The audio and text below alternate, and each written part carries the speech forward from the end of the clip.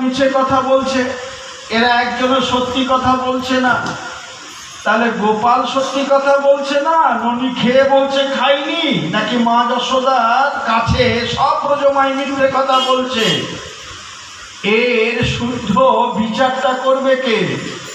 কে বিচার করবে শুদ্ধ বিচারটা?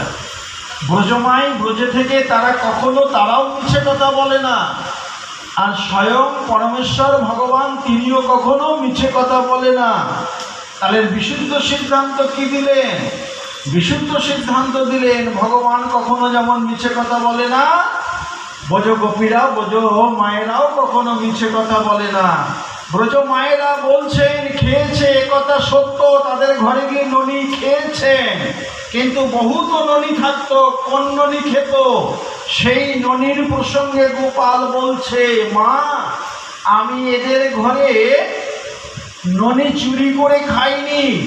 তাহলে বলে এরা আমাকে ডাকেই বা কেন, আবার আমার জন্য রাখেই বা কেন? আবার একদিন যদি ওদের ঘরে না যায় তাহলে ওরা হাউ হাউ করে কাঁদেই বা কেন? হ্যাঁ, বললেন এই বিশুদ্ধ সিদ্ধান্ত কি দিলেন? তাদের ঘরে ননি খেয়েছে, কিন্তু গোপাল যেটা বলছে এটা সত্যি।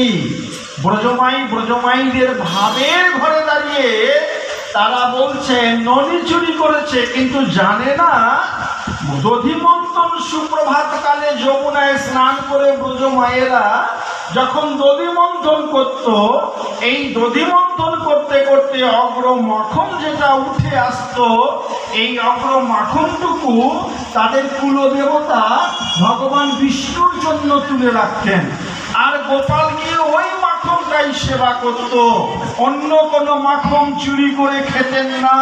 তাহলে তাদের ধারণা ছিল যে মাখনটা আমরা ভগবানের জন্য রাখতাম, সেটাই ওই লালা চুরি করতেন।